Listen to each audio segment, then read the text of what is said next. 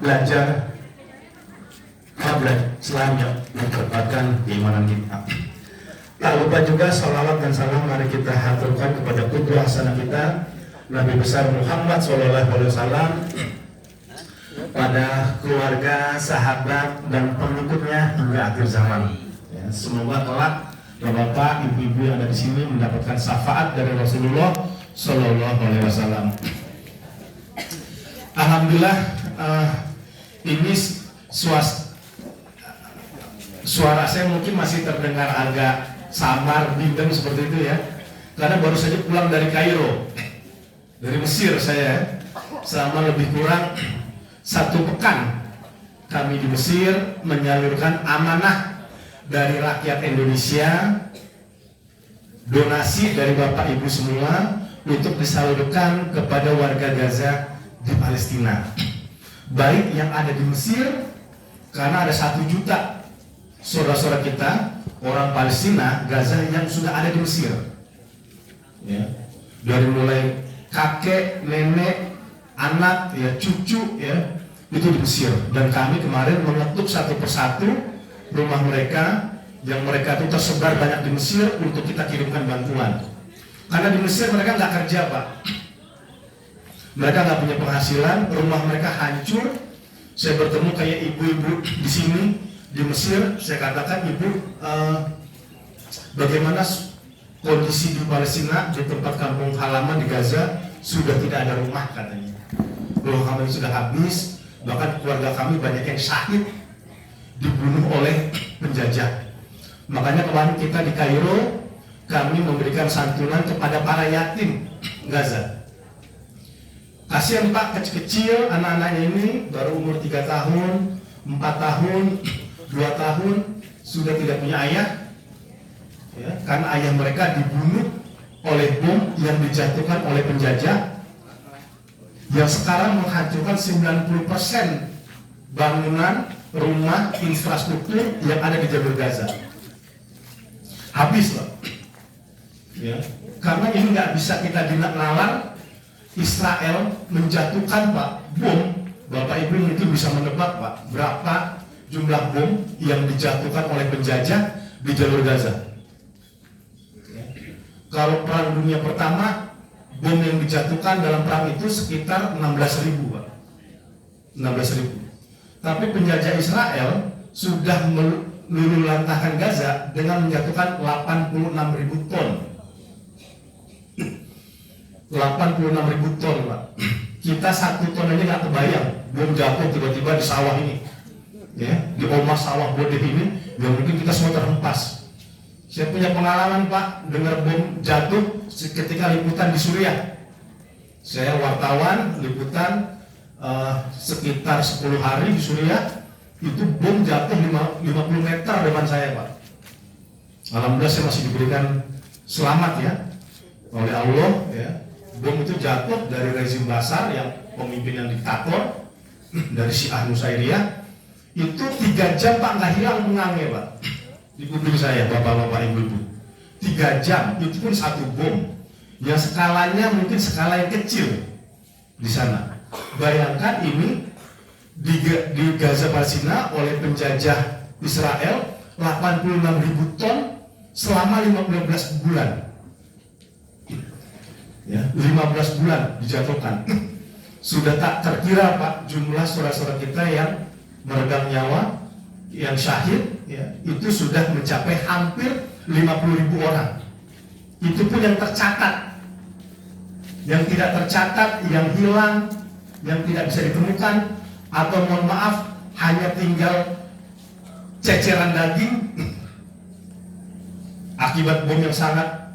Karena bomnya penjajah ini, Pak, di mana-mana, Pak.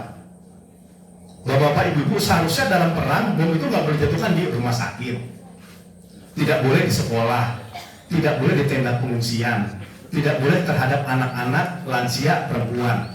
Tapi ini dijatuhkan di semuanya. Sampai pernah dijatuhkan di rumah sakit, saudara-saudara kita sedang dirawat, sedang diinfus, tergeletak di kursi perawatan, itu terbakar semuanya mereka. Terbakar, bahkan sampai ada Mereka ketika terbakar Pak, lisannya, lidahnya tak lepas dari mengucapkan kalimat takwil. Ya, la ilaha illallah. Itu yang dialami oleh saudara kita. Dan saya ketemu anak-anak kecil, anak-anak yatim Gaza ini, kelihatan beban berat yang mereka alami. Di umur yang kecil, kita nggak bisa membayangkan anak-anak kita Pak, sudah kehilangan ayah, kehilangan ibu, kehilangan keluarga, ya, dan juga kehilangan dunianya Pak, dunia masa kecil mereka. Saya coba ajak bermain, kelihatan beberapa masih polos, ada rasa traumatik yang berat dalam diri mereka, ya, karena mungkin bayangan jatuhnya bom itu masih terngiang-ngiang di kepala mereka. Kita orang dewasa pun mungkin tidak bisa melepaskan rasa trauma itu, apalagi ini umur 2-3 tahun.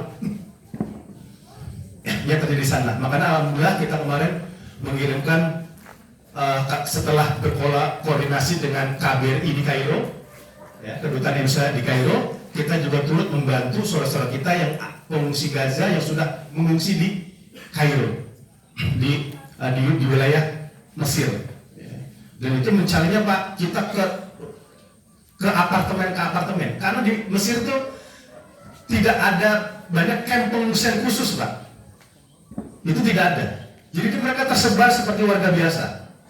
Di rumah, di apartemen sana Pak ya, nggak ada rumah, di apartemen, di flat, ya, di tempat-tempat perumahan yang ada di sana, yang hidup sangat sederhana, yang tidak punya apa-apa. Mereka bisa ke Kairo, tapi nggak bisa Pak. Ke depan kita mau gimana? Nggak punya pikiran kita mau kerja apa? Karena di Mesir sendiri itu negara secara ekonomi itu juga sedang bermasalah, sedang mengalami tekanan ekonomi. Saya ke Kairo itu Pak, kalau di Indonesia kita nggak melihat orang minta-minta tuh sampai seperti setengah memaksa Pak, bahkan memaksa. Di Mesir itu kita menyaksikannya Pak, anak-anak kecil di Mesir itu mendatangi kita, mencium tangan kita bolak-balik hanya untuk meminta uang, kepingan uang, ya, karena situasi sedang susah. Dan saya menyampaikan amanah dari warga Palestina, Bapak Ibu semua, ini Palestina yang perlu kita tahu adalah negeri yang diberkahi oleh Rasulullah. Beberapa hadis Rasulullah menyebutkan khusus ya wilayah Syam. Ya, Allahumma barik lana fi Syamina wa Yamanina. Spesifik didoakan oleh Rasulullah. Ya Allah berkahilah Syam kami. Syam itu wilayah keberkahan di mana banyak para nabi di situ. Ada Palestina, ada Suriah, ada Libanon, ada Yordan. Nah, itu wilayah Syam, ya, termasuk juga di wilayah Palestina. Makanya Rasulullah pernah mengatakan berkali-kali, ya Tuba li Syam, ya Tuba li Syam. Beruntunglah kebaikan di negeri Syam. Lalu sahabat bertanya, ya Rasulullah, kenapa engkau mengatakan ada kebaikan, ada keberuntungan di negeri Syam? Dan Rasulullah berkata, karena malaikat mengapakkan sayapnya di atas sana. Ya, jadi kita memberikan donasi terbaik, infak terbaik bagi saudara-saudara kita di Palestina itu agar kita juga kedapatan kecipratan doa Nabi, keberkahan dari bumi Syam. Dan ketika kami sampaikan, mereka sangat terenyuh ketika kita menyampaikan amanah dari Bapak Ibu semua, dari Lazisnu, Dewan Dakwah, Bema Hidayatullah, dan lain sebagainya. Mereka mengucapkan terima kasih. Mereka mengatakan kami nggak tahu negara adik-adik, negara saudara-saudara kita ini di Indonesia, kami belum pernah tahu di mana, kita belum pernah menginjakan kakinya. Ya. Mereka belum pernah datang ke sini, ya, bahkan terbayang di manakah wilayah Indonesia yang jauh di sana. Tapi katanya hati kalian, kecintaan kalian bersama masyarakat Palestina itu sudah menyatukan hati di antara kita. Ya, walaupun kita terpisah jarak dan waktu. Jadi mereka mengirimkan salam terima kasih, jazakumullah kepada masyarakat Indonesia yang tidak pernah melupakan kami. Orang-orang Palestina yang terjajah, yang sampai sekarang Pak, dari negara peserta konferensi Asia Afrika tahun 55 ya Bapak ya, itu satu negara yang belum merdeka sampai sekarang, Palestina. Yang lain sudah Pak, Aljazair, Tunisia, Maroko itu sudah merdeka, tinggal Palestina yang belum merdeka ya. Dan kita punya hubungan panjang dengan Palestina jauh sebelum Indonesia merdeka. Negara terdepan yang menyuarakan kemerdekaan Indonesia saat dijajah Belanda itu Palestina. Ya, jauh sebelum Indonesia merdeka Pak, tahun 1944 Mufti Baitul Maqdis, Mufti Palestina udah menyuarakan kemerdekaan Indonesia di seluruh wilayah Arab dan Eropa. Namanya Mufti Syekh Amin Al-Husaini. Beliau teman karibnya Bapak Muhammad Natsir, ya, pemimpin umum Masyumi pada saat itu. Ya, makanya alhamdulillah kami sudah menunjukkan buku, Pak. Mungkin nanti satu untuk di Oma Sawah Bodeh ini, di Kopi Ngaji, ya. Ini buku Degup Cita Pendiri Bangsa untuk Palestina. Ini kumpulan dari bapak pendiri bangsa kita yang pernah menulis mengenai dukungan Indonesia terhadap Palestina. Dan ini sudah dilakukan, Pak, sejak tahun 1930 di Indonesia. Dan ini sangat relevan saya mengisi sekarang di hadapan para jamaah masyarakat Yogyakarta, karena yang menyuarakan terdepan untuk kemerdekaan Palestina ialah ulama Yogyakarta. Namanya Profesor Abdul Kahar Muzakir. Ya, tokoh besar, pemimpin besar Muhammadiyah. Tahun 1930 beliau orang Indonesia yang umurnya saat itu baru sekitar 23 tahun sudah mendapatkan amanah dari Mufti Palestina Syekh Amin Al-Husaini sebagai sekretaris konferensi Baitul Maqdis. Tahun 30, Pak. Ya. 15 tahun sebelum Indonesia merdeka, kita juga sedang berjuang memperdekakan Palestina, dan Palestina juga berjuang untuk memerdekakan Indonesia. Ya, makanya saya sering agak gusar, Pak, kalau ditanya ngapain kita bantu Palestina. Jauh-jauh kita bantu Palestina. Ya, sebelum ada pernyataan seperti itu, Pak, orang Palestina sudah lebih dulu, Pak, berjuang untuk membantu Indonesia. Bagaimana logikanya dibalik, Pak, orang Palestina? Ngapain bantu Indonesia? Wong kalian aja masih dijajah. Ya, oleh Zionis, oleh Israel, bukan saja dijajah, Pak, digenosida. Genosida itu bukan lagi sekedar penjajahan, Pak, tapi upaya pemusnahan massal. Nah, itu genosida. Ya. Mereka kan berpikir, ngapain ya kita digenosida, kita dimusuhi oleh, kita bukan hidup penjajahan, ngapain kita memikirkan kemerdekaan Indonesia? Tapi bagi bangsa Palestina, ya, mereka betul-betul memegang prinsip inamal mu'minuna ikhwah. Sesungguhnya setiap kaum muslim itu bersaudara, nggak pikir itu di Indonesia, di Malaysia, di Afrika, kita sama-sama punya satu talian akidah, Pak. Ya. Nah, ini buku ini, alhamdulillah kami juga sudah berikan ke Kementerian Luar Negeri Indonesia, tokoh-tokoh ormas, ya, Pak Haidar Nasir, ya, dan juga para lembaga-lembaga kemanusiaan. Ini ikhtiar kami, Pak, karena selama ini dokumen perjuangan Indonesia untuk mendukung kebebasan Palestina itu tercecer. Tak ada yang membukukan, tercecer. Kami pun membuat buku ini, mendatangi tukang buku lawas, Pak. Perpustakaan sudah berdebu, yang bertumpuk-tumpuk, padahal di dalamnya ada mutiara. Ada dokumen-dokumen perjuangan pendiri bangsa kita untuk kemerdekaan Palestina. Makanya ini, alhamdulillah sudah kita bukukan. Ini masih kurang, Pak, masih banyak yang lain. Ya, tapi kalau kita sekedar menunggu ya pemerintah atau apa membuat buku ini mungkin akan memakan waktu. Makanya kita ikhtiar, bismillah, kita buat buku ini, Degup Cita Para Pendiri Bangsa untuk Palestina. Dan sekarang, Pak, kondisi mutakhir, ya, kondisi terkini di Palestina, mereka sekarang masih terus berjuang. Mereka sekarang hidup tidak punya rumah, Pak. 90%, 80-90% warga Palestina yang sekarang sudah kembali dari pengungsian di Gaza Selatan ke Gaza Utara, itu sudah kembali ke rumah, ke wilayahnya masing-masing, Pak. Dan ketika mereka datang ke rumahnya, ke wilayahnya, mereka mengatakan, alhamdulillah, rumah kami tinggal puing kehancuran. Tapi menarik, Pak. Logikanya ngapain pulang kampung kalau cuma tinggal puing-puing bangunan yang hancur? Ya, toh tidak akan mengubah keadaan. Tapi ini luar biasanya orang-orang Palestina. Mereka mengatakan lebih baik kami tinggal di puing-puing bangunan yang hancur, tetapi di negeri sendiri, ketimbang hidup mewah di tanah air orang lain.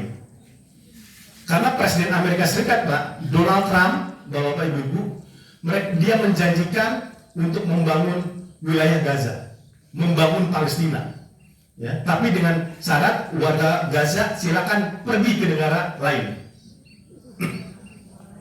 Ya, silakan minggat, ya, silakan angkat kaki dari wilayah Gaza. Nanti Gaza akan kami bikin tempat pariwisata, ya, gedung-gedung mewah, ya, kemudian pusat-pusat pendidikan. Tapi dengan syarat kalian angkat kaki dulu dari wilayah Gaza dan tidak lagi menuntut kemerdekaan Palestina. Ya. Apa kata orang Palestina?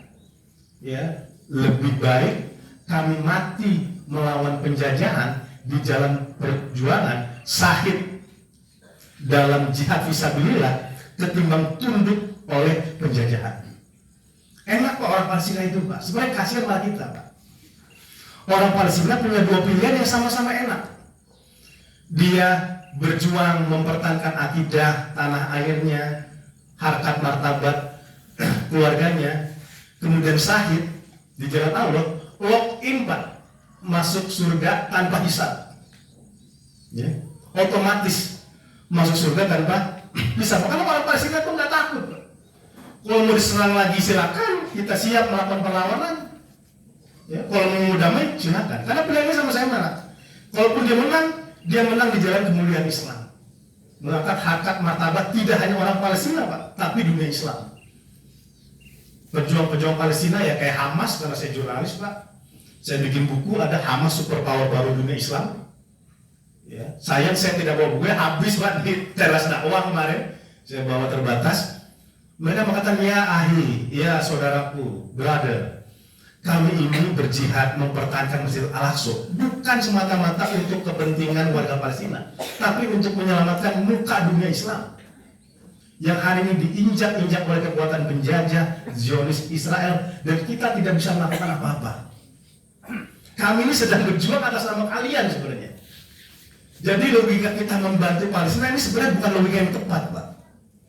Ya, kita seakan-akan membantu Palestina. Lah kok membantu? Lah kita ini sama-sama berjuang. Bedanya mereka di garis depan Pak perlawanan, kita sebagai pihak yang mensupport, ya, dengan doa, dengan materi, dengan kemanusiaan dan sebagainya. Jadi jangan berpikir seakan-akan kita itu yang terpisah. Kita terpisah daripada Indonesia. Kami di Palestina tugasnya hanya milik bangsa Palestina untuk mempertahankan kemudian Masjidil Aqsa. Nah ini kita ini satu komplek bahasanya. Ketika ada musuh masuk, kita sama-sama berjuang mempertahankan wilayah kita. Dan ini yang terjadi sekarang Pak, alhamdulillah ya, di buku saya itu yang Hamas Superpower Baru Dunia Islam Pak, itu pengantarnya Kepala Biro Politik Hamas di Gaza. Pengantar, kata pengantarnya. Ini menurut saya juga agak terenyuh. Dia mau memberikan kata pengantar. Ya, padahal saya ini apa ya, kita juga orang Indonesia, mungkin dia sibuk sedang berjuang di sana. Tapi beliau mengatakan mohon sabar Ahi.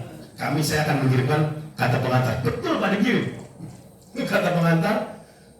Dan beliau mengatakan ada 5 alasan kenapa bangsa Palestina melawan penjajah.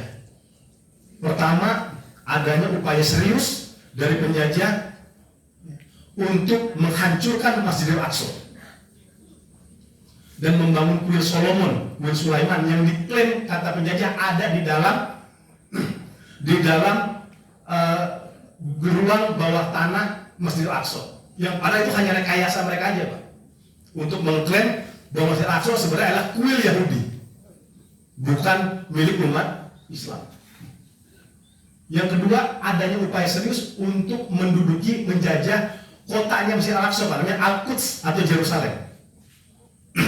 Ingin dikuasai penuh di sana. Padahal itu kota internasional, dilindungi oleh PBB, ya, dan juga ada pemeluk agama Kristen, agama Yahudi juga, tapi ingin semua dikuasai oleh penjajah. Yang ketiga, adanya upaya serius ya untuk menjajah wilayah tepi barat. Palestina ini terbagi 3 bagian, Bapak Ibu. Ada Gaza, tepi barat, ada wilayah Al-Quds ataupun Yerusalem. Yang sedang perang besar-besaran di Gaza.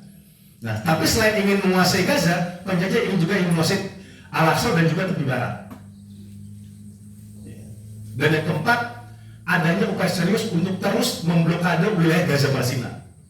Gaza itu Pak, itu hanya 365 km persegi atau setengah Jakarta. Tapi itu penjara terbuka. Karena diblokade oleh penjajah, dia nggak boleh pergi kemana-mana ke orang Palestina, dan dari atas dihancurin bom. Airnya itu dikasih racun, Pak, sama penjajah. Listrik dihambat. Ya, jadi kayak kalau di Gaza nggak kayak di sini, Pak, listrik 24 jam hidup. Mungkin cuma 4 jam, 5 jam hidup. Yang lebih menyakiti, Pak, ketika operasi bedah di rumah sakit, Pak, sering sekali tanpa alat bedah, tanpa bius yang memadai. Karena rumah sakit sudah dihancurkan oleh penjajah, oleh Israel. Ya. Jadi mohon maaf Bapak Ibu, mungkin kalau sampai kita membayangkan rasa sakitnya seperti apa, itu baru bayangan kita, Pak. Yang sebenarnya kalau memang itu bedah dilakukan tanpa operasi, Pak, itu sakitnya sangat luar biasa. Karena dokter, perawatnya dibunuh oleh penjajah sama mereka. Dan yang kelima terakhir, Pak, kenapa bangsa Palestina melawan dalam operasi Tufan Al-Aqsa Oktober kemarin? Karena adanya sejumlah negara-negara Arab yang berjabatan tangan menjalin hubungan baik dengan penjajah. Ya, bahkan ada salah satu negara Arab yang kita ketahui sebagai kiblat kaum muslimin sedang berencana menjalin hubungan dengan Israel. Maka kami lancarkan operasi perlawanan, kata Hamas. Dan betul akhirnya negara-negara yang pengen berbaik-baik dengan Israel itu batal, Pak.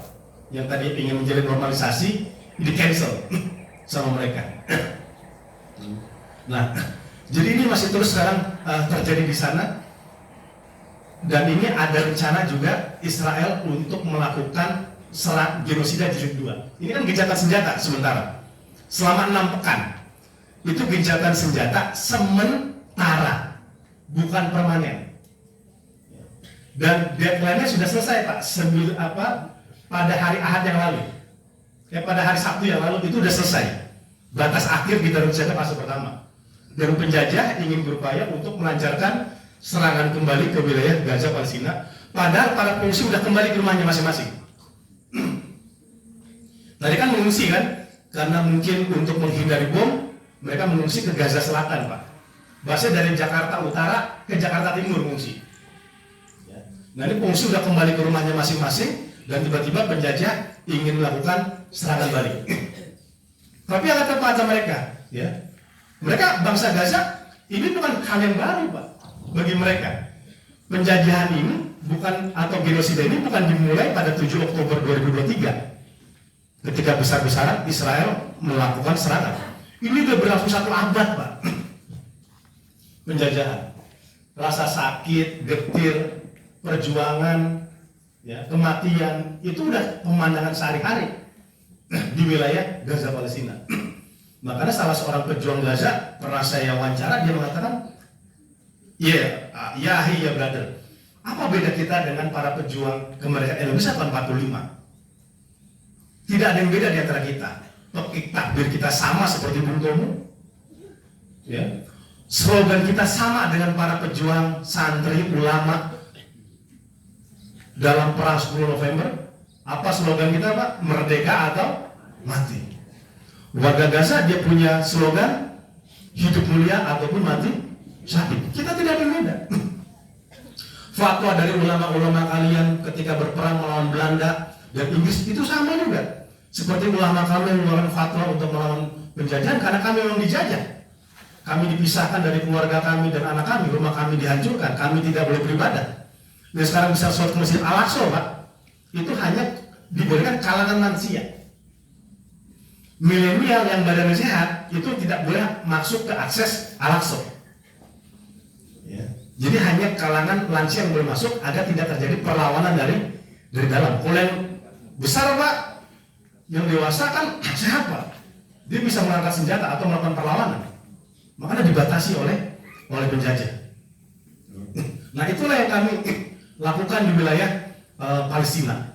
Kami berjuang melawan penjajahan yang walaupun kami tidak banyak didukung oleh negara-negara yang lain. Tapi alhamdulillah, Pak, sekarang, Pak, Masya Allahnya banyak dunia sudah berempati, bersimpati kepada warga Gaza Palestina. Bahkan menariknya, di berbagai negara-negara non-muslim ada fenomena warga di Jepang, Australia, Pak, masuk Islam karena melihat keteguhan warga Gaza. masuk Islam berbondong-bondong karena melihat kesabaran warga Gaza, keteguhan perjuangan mereka. Padahal orang-orang Palestina nggak pernah datang ke negara, nggak pernah bikin ceramah, bikin tablik di Australia, Jepang, tapi orang-orang Australia masuk Islam kan Pak. Dan juga sekarang di Amerika banyak remaja-remaja yang itu sebenarnya dia Yahudi itu bersimpati terhadap pejuang-pejuang dari Gaza. Mereka juga tidak tega hati melihat anak-anak kecil itu meregang nyawa. Ini anak-anak sekarang karena bantuan rumah-rumah mereka hancur, rumah sakit hancur Pak, bayi-bayi yang baru lahir Pak, dalam hitungan 1 sampai 2 hari itu meninggal dunia. Ya, karena dingin Bu. Ya. Saya di Kairo aja 9 derajat kita udah pakai jas tebal. Itu pun masih dingin. 9 derajat di Kairo Pak. Ya. Itu sangat dingin kali. Jadi sampai sekarang itu demamnya masih berasa karena adaptasi ke Indonesia. Bayangkan di Gaza itu 5 derajat Pak.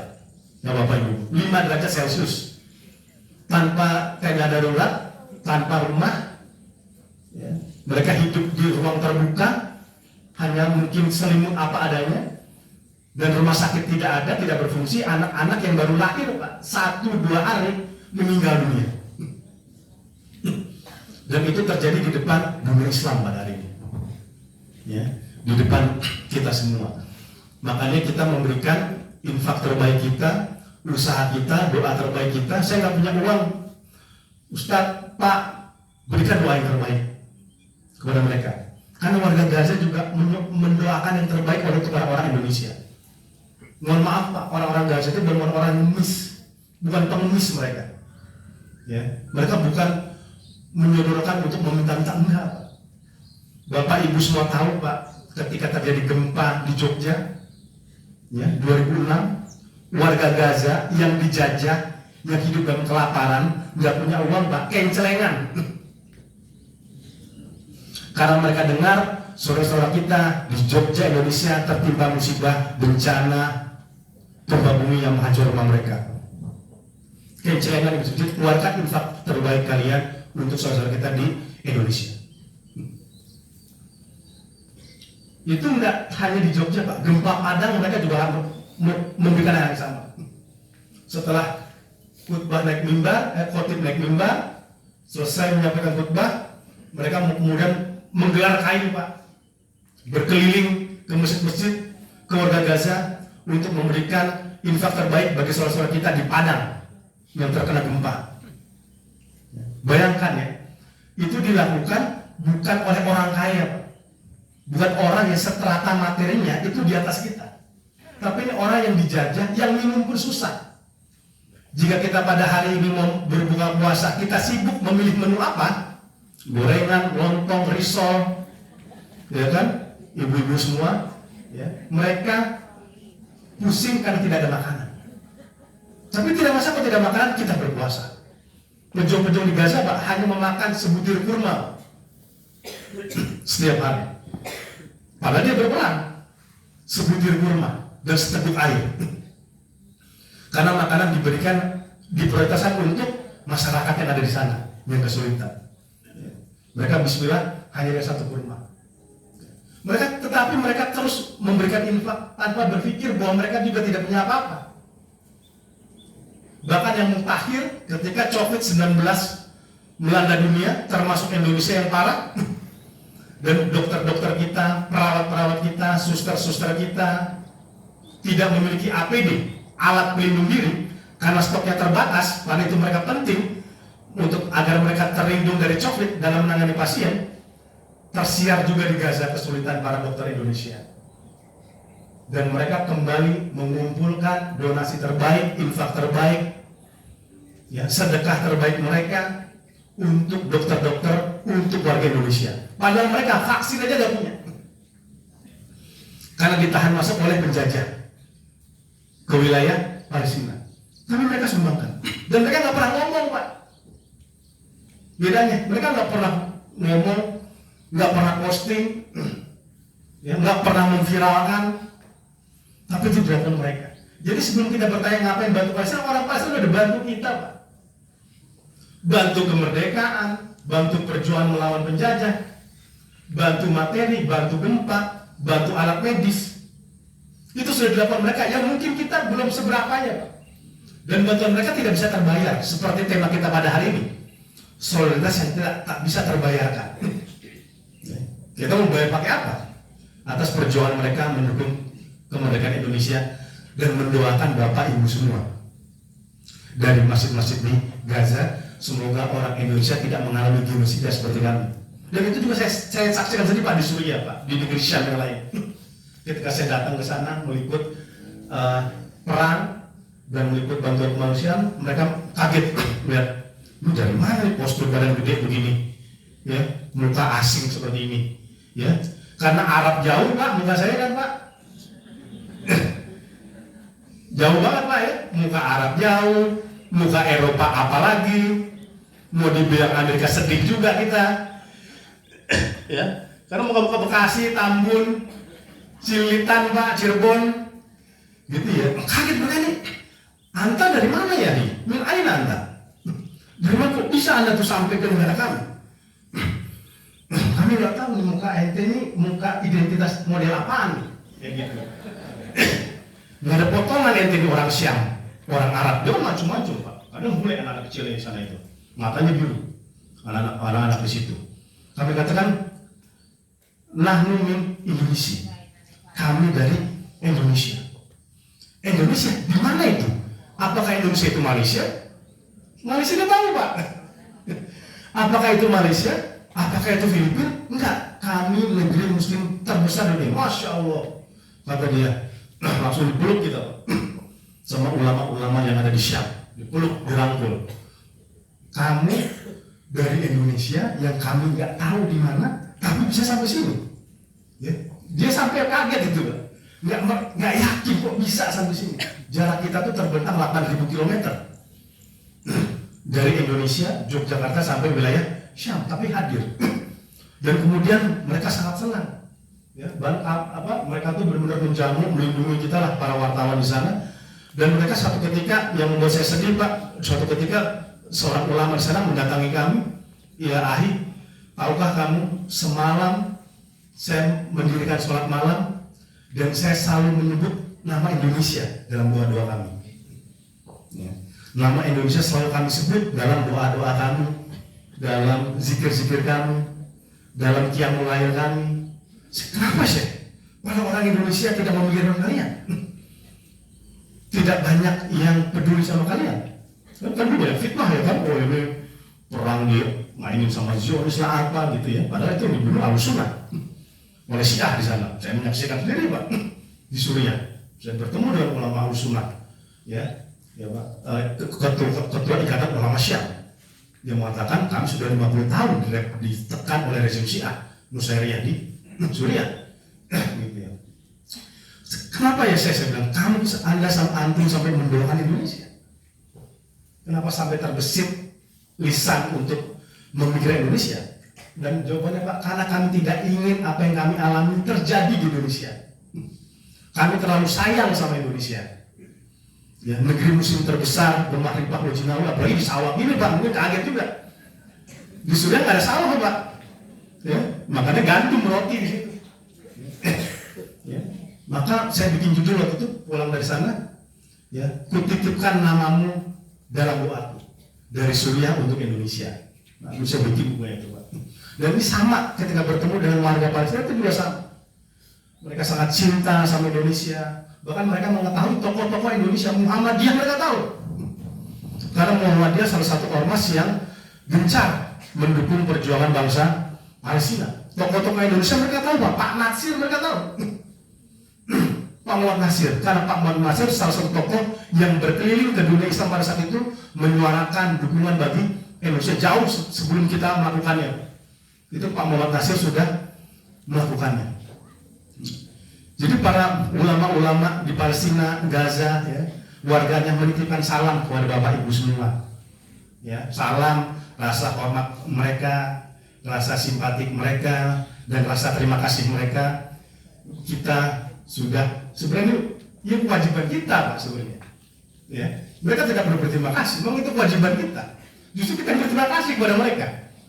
Mereka mau mengorbankan nyawanya, keluarganya untuk mempertahankan Baitul Maqdis, Masjid Al-Aqsa kiblat kaum muslimin pertama.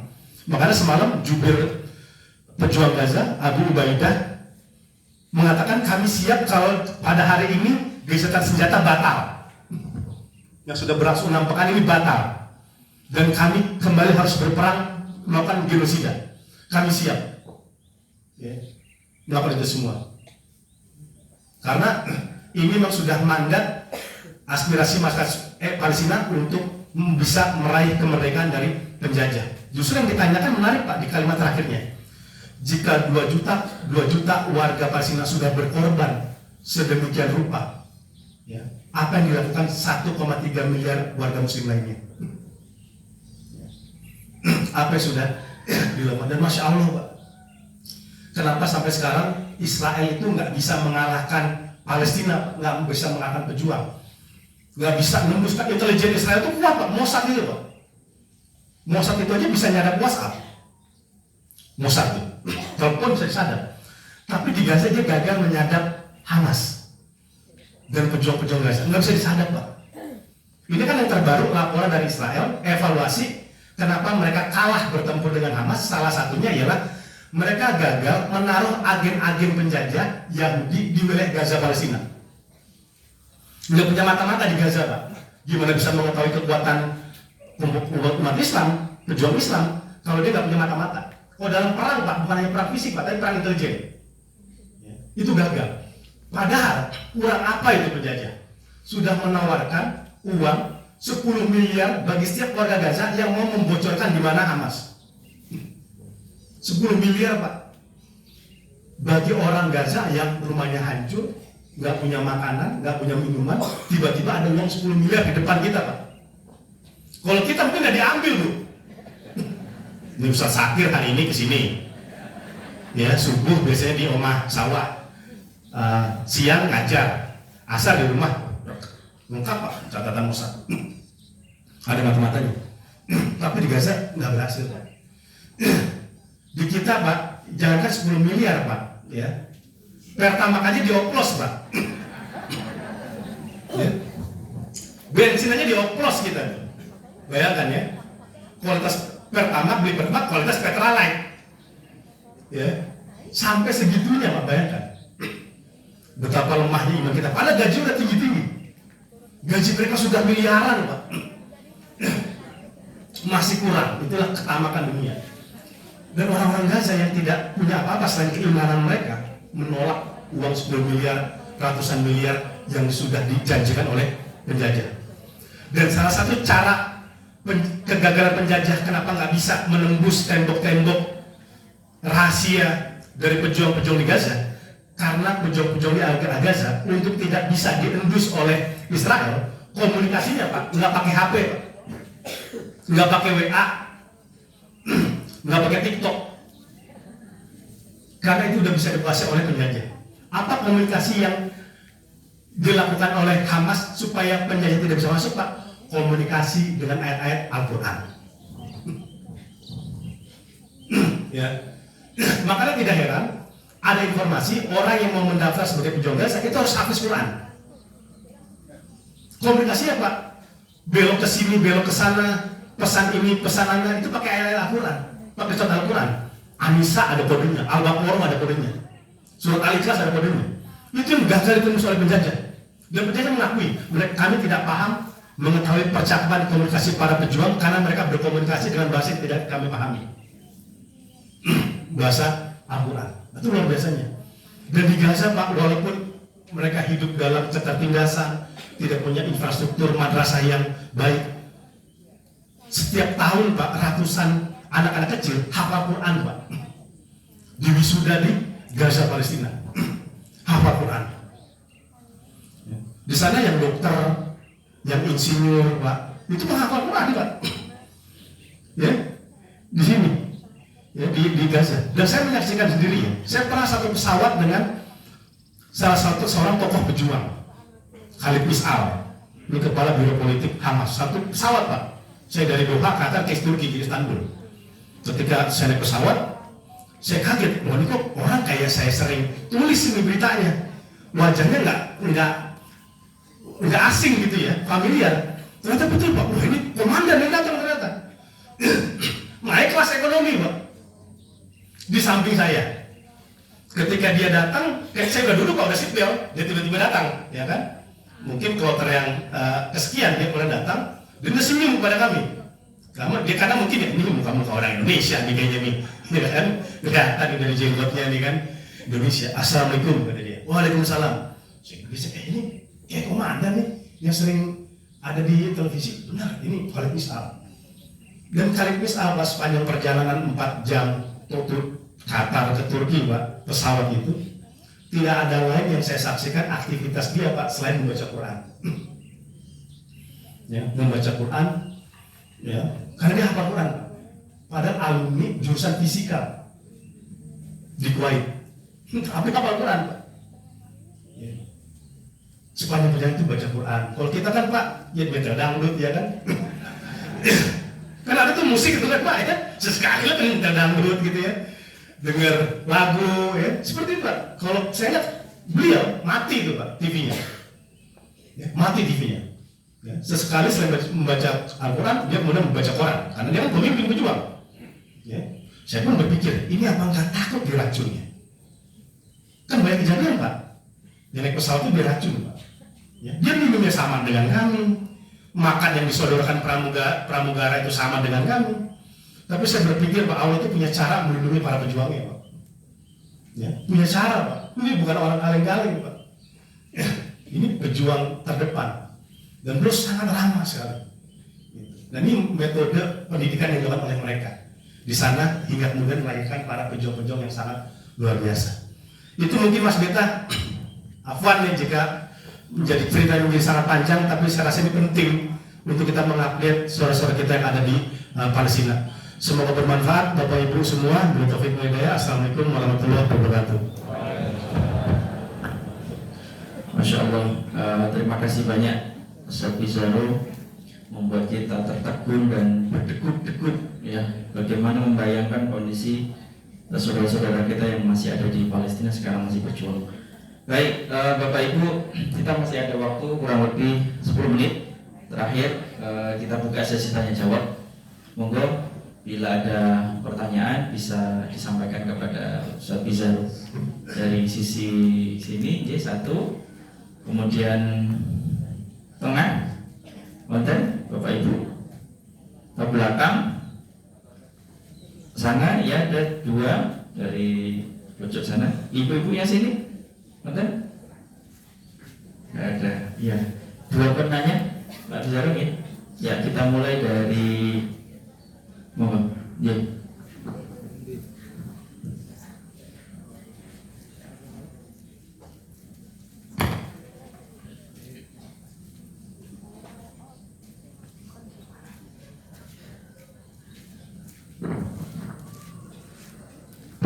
Ke depan mohon.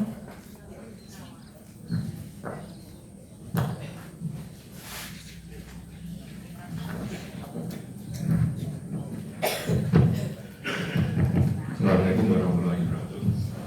Saya Bagio Pak, dari Blitar Bandung. Sedikit aja. Satu, Islam Syiah kan Jogja kan kita katakan sesat, aliran sesat Pak ya.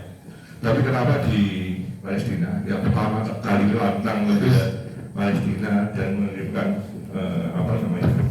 pasukan untuk menyerbu Israel dan membela negeri Palestina, itu adalah orang-orang Syiah yang notabene kita agak besar, Republik Islam Iran dan sebagainya. Kalau yang di Arab Saudi sekarang itu bukan negara Islam dan negara kerajaan Pak ya. Kalau Islam kan bukan kerajaan.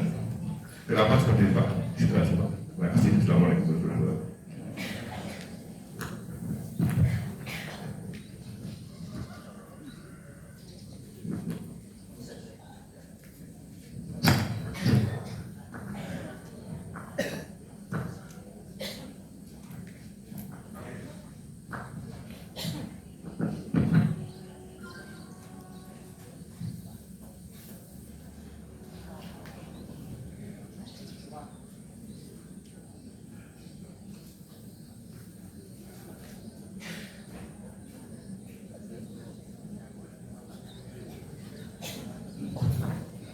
Ke depan boleh Pak. Iya, Pak Muzan.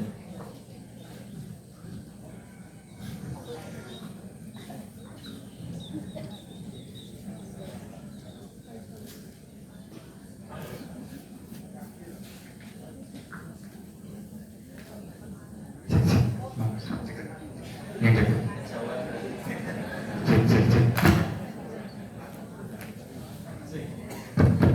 Terima kasih. Bismillahirrahmanirrahim.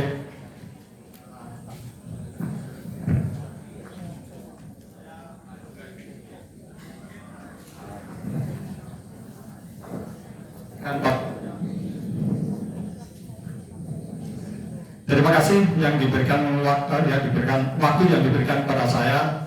Ya mungkin pertanyaan saya sudah hampir sama, ya kan, dengan kondisi di Gaza, saudara-saudara kita umat Muslim yang dibantai sedemikian rupa, tapi ternyata yang ikut berjuang membantu adalah memang orang-orang Syiah. Di mana tadi orang Syiah sebenarnya ada beda pandangan ya pada kita bagian Muslim ini. Terus bagaimana sikap saudara-saudara kita yang ada di sekitar Gaza yang bisa Bapak lihat langsung di sana, kelihatannya kok sangat memperhatikan gitu ya, sedangkan negara-negara lain yang mempunyai agama yang berbeda itu sangat simpatik gitu. Nah itu mungkin itu yang saya pertanyakan ya, bagaimana sih sikap Saudi Arabia, bagaimana sikap Mesir, kelihatannya juga bagaimana Turki dan lain sebagainya. Dan sini yang kencang adalah Iran dengan Sam dan juga Hizbullahnya. Saya kira itu. Terima kasih. Wassalamualaikum warahmatullahi wabarakatuh.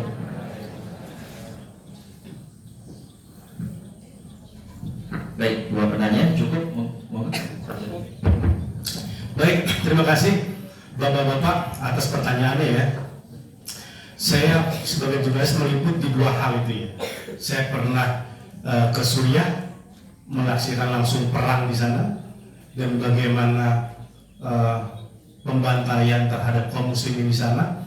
Karena sebagai jurnalis saya nggak bisa mengatakan menyandarkan informasi kedua atau katanya. Dan saya juga bertemu dengan para pejuang Gaza, pejuang Hamas ya. Pertama yang harus kita yakini ya bahwa Hamas ini akidahnya Ahlussunnah wal Jamaah, bermazhab Imam Syafi'i. Walaupun dia memiliki hubungan dengan Iran, itu hanya taktis strategis tanpa menjual akidah mereka. Dan bukan satu dua kali Hamas punya sikap yang berbeda dengan Iran dan bahkan berani mengkritik Iran. Pertama, ketika terjadi pembantaian di Suriah, Hamas ini Pak, orang-orang Suriah pada umumnya itu tidak pernah bisa punya persepsi Pak bahwa kami orang Palestina kita berbeda dengan orang Suriah, berbeda dengan wilayah-wilayah di Indonesia. Mereka selalu mengatakan kami ini satu wajah di dua poin yang sama. Maka jika ada saudara kami yang ditindas, yang kemudian diperangi, kami harus membantunya. Dan ini dilakukan oleh Hamas ketika terjadi pembantaian Ahlussunnah di Suriah. Sampai kemudian karena Hamas waktu itu kantornya di Suriah, dia ditendang oleh Bashar Assad yang kita mengetahui ini berairan Syiah non-Suriah. Beliau katanya anti Israel, pendukung Palestina. Lah Hamas diusir. Ya, itu satu. Kedua, para pengungsi Palestina di Suriah yang ikut mendukung masyarakat Suriah melawan penindasan Bashar Assad itu dieksekusi oleh Bashar Assad. Yang terbaru ada 94 kader Hamas yang dibunuh di penjara Suriah oleh Bashar Assad. Lalu apakah kita katakan mereka benar-benar terdepan melawan Zionisme dan Israel? Saya meragukan tesis itu. Ya. Kenapa? Betul, tapi kita juga bisa menyatakan mereka melawan. Ya, mereka bermusuhan, tapi motifnya demi kepentingan politik mereka. Ya. Demi lebih kepada kepentingan politik Syiah untuk mendapatkan simpatik dari dunia Islam. Tetapi apakah perang mereka tadi yang bilang Iran kemudian melakukan perlawanan? Perang mereka cuma sementara. Iran hanya mengirimkan rudal dalam perang yang hanya berdurasi 5 jam dan itu buat senjata-senjata terbaik. Seakan-akan untuk memberikan pesan pada Indonesia, oh kami juga berperang loh dengan Israel. Gitu. Tapi apakah perangnya panjang? Enggak. Apakah serius? Kalau serius kayak Hamas, Pak, perangnya tidak berhenti. Panjang perlawanan itu sampai sekarang udah hampir 500 hari. Belum selesai sampai sekarang. Dan kemudian Hamas itu pernah dia mengkritik Iran ketika Iran tiba-tiba mengklaim operasi Tofan Al-Aqsa ialah dilakukan dengan motif pembalasan dendam jenderal Iran yang dibunuh Amerika, Qasem Soleimani. Dibantah sama Ubaidah, Brigadir Jenderal Al-Qassam, perang yang kami lakukan, operasi Tofan Al-Aqsa murni aspirasi masyarakat Palestina dan bukan bagian dari rencana Iran. Itu kata mereka. Dan terbukti kemarin Pak, wapresnya Iran, Javad Zarif, dia ngomong di Davos, Forum Ekonomi Dunia di Swiss Pak, yang mengatakan gara-gara operasi Hamas Tofan Al-Aqsa, negosiasi nuklir Riyadh dengan Amerika berantakan. Negosiasi nuklir Iran dengan Amerika, dan ini kan mau dilanjut lagi di eranya Donald Trump. Seperti itu Pak. Jadi menurut saya Hamas itu juga mengetahui Pak, ya mereka nggak bisa nolak bantuan dari mana aja, mau Iran kayak, mau negara non Muslim, mau Kristen, mereka terima. Mereka tidak bisa menolak semuanya, tapi mereka tidak kemudian menjual akidah mereka dan mengubah daerah mereka menjadi Syiah. Buktinya apa di Gaza? Kita nggak lihat ada masjid Syiah, ada Husainiyah Syiah. Dan Hamas memberlakukan aturan tidak boleh dipasang foto-foto di luar foto-foto pejuang Palestina.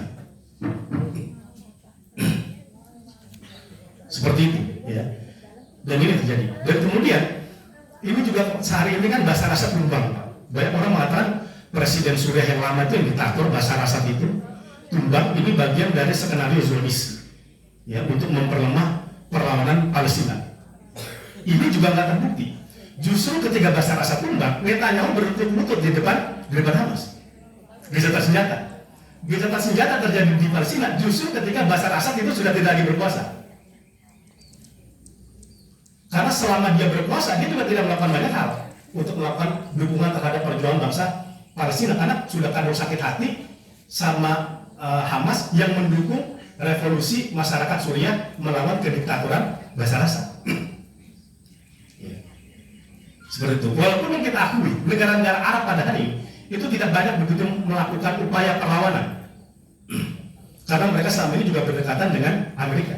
Tapi saya lihat sekarang Pak, ada sedikit perubahan. Saya dari Kairo kemarin contohnya Mesir Pak. Mesir itu memang dekat dengan Amerika, tapi kita lihat ketika dia dipanggil Donald Trump untuk menyetujui upaya mengusir paksa warga Gaza dan ditampung di Mesir, Mesir nggak datang Pak ke Amerika, yang datang Yordan, Raja Abdullah. Yang datang Raja Abdullah. Dan kemudian sekarang Mesir membuat KTT Liga Arab untuk membangun rekonstruksi Gaza, yang itu bagian dari upaya melawan proposal rencana Trump yang ingin mengusir warga Gaza.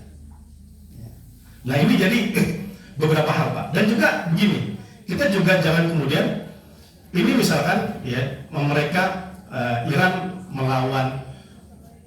melawan Israel Pak, tapi kita kemudian menutup mata tindakan-tindakan kejahatan dia di wilayah yang lain. Contohnya di Suriah. Di Suriah korban tewas itu lebih dari Gaza Pak.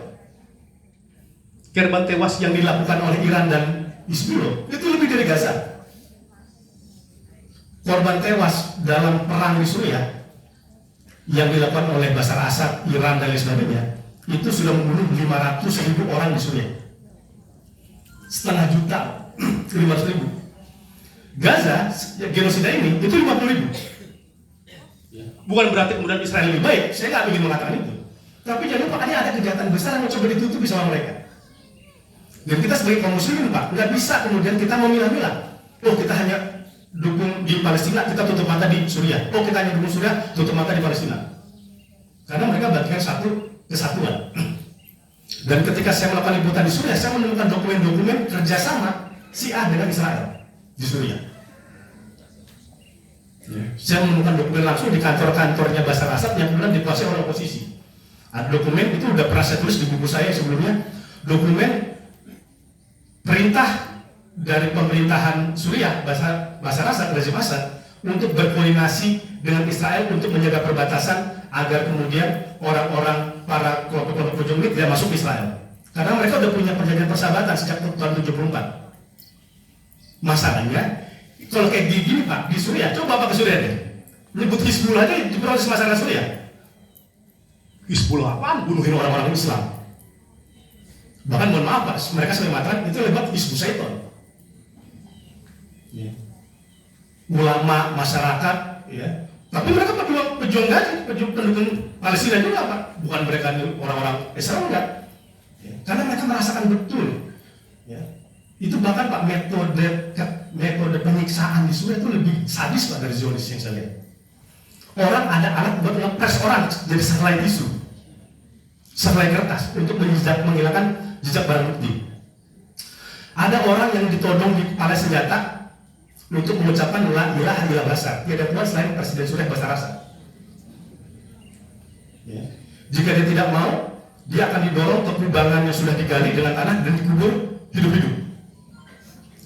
Itu pun kata saya Pak, udah laporan. Kita laporan objektif Amnesty International, Human Rights Watch, itu bukan kelompok Islam. Tapi sudah dilaporkan, sudah ditulis oleh mereka. Makanya ketika Bashar al-Assad jatuh, kebukakan penjara-penjara Suriah itu Pak, dan alat-alat penyiksaan itu kemudian terungkap Pak. Ya. Kita juga melihat Pak, orang disilat hidup-hidup di penjara-penjara Suriah. Ya. Ketika saya wawancara metode penyiksaan terhadap warga-warganya, ini nyata. Makanya yang benar kita mendukung Palestina, betul kita dukung Palestina, tapi kita juga jangan menyakiti warga Suriah dan kita juga mendukung warga Suriah. Jangan didiskriminasikan. Gitu. Kalau mengatakan ini di Suriah adalah permainan Amerika, berarti Hamas itu anti Amerika Pak, anti Zionis. Karena dia menyambut baik jatuhnya Bashar al-Assad. Dia mengucapkan tahniah 3 lembar, panjang kan? Tahniah kepada masyarakat Suriah yang terbebas dari kezaliman rezim diktator Bashar al-Assad yang berkuasa tahun 2001 Pak, yang memimpin dengan tangan besi. Hamas mengucapkan tahniah, loh, bukannya katanya ini permainan Israel, kok Hamas sampai mengucapkan tahniah? Berarti Hamas anti Israel juga dong. Nah, jadi nggak kayak gitu Pak. Jadi itu nggak sederhana Pak kita melihatnya. Kalau kita melihat hal itu tidak sederhana. Ya, makanya ya kita doakan negara-negara ini terus bisa terbebas dari kezaliman bangsa Palestina, bangsa Suriah dan lain sebagainya. Ya kita dukung mereka dan semoga mereka sekarang bisa menghirup udara bebas. Sekarang di Suriah udah pemerintahan baru, tetapi terus digerecokin sama Israel. Kenapa Israel ingin terus Suriah kacau balau Pak? Enggak tenang. Dan pemerintahan baru itu tidak bisa berjalan. Karena kalau pemerintahan sudah stabil, kemakmuran terjalin, dunia cuma tinggal fokus ke Baitul Maqdis, ke Masjid Al-Aqsa. Perhatian dunia orang di internasional itu hanya untuk Palestina, tidak lagi yang lain. Makanya dia mencoba bikin chaos Pak. Ya, bikin semacam ada tentara-tentara bayaran untuk memberontak di pemerintahan baru agar situasi di Suriah terus kacau balau dan orang kemudian teralihkan isunya lagi ke Suriah bukan ke Palestina. Nah, itu mungkin ya Pak ya, Bapak, Ibu-ibu yang bisa jawab dua pertanyaan sekaligus, semoga bisa menjawab. Walau alam bisawab. Baik, alhamdulillah, terima kasih sekali lagi kepada Pak Pizarro sudah mau datang hadir tengah-tengah kita untuk bercerita banyak tentang situasi terkini di Palestina, dan kita terus memakan doa kita untuk saudara-saudara kita di sana.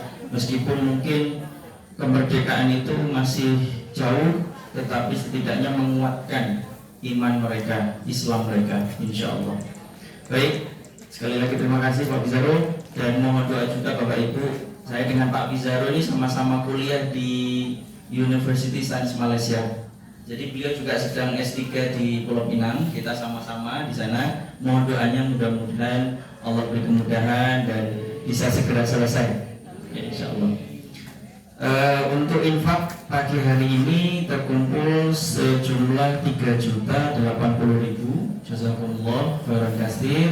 Dan insya Allah dana ini karena seharusnya untuk konsumsi, tapi karena puasa Bu, jadi kita alihkan untuk 2 hal. Pertama untuk santunan du'afa jamaah kopi ngaji insya Allah minggu depan.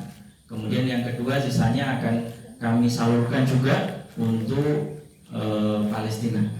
Jadi mohon keikhlasan Bapak Ibu untuk 2 hal itu ya. Jadi untuk santunan dan yang kedua untuk kita salurkan lagi bantuan kita untuk Palestina.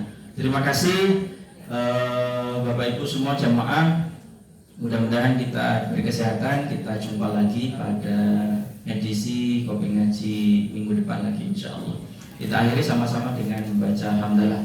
Alhamdulillahirabbil alamin. Assalamualaikum warahmatullahi wabarakatuh.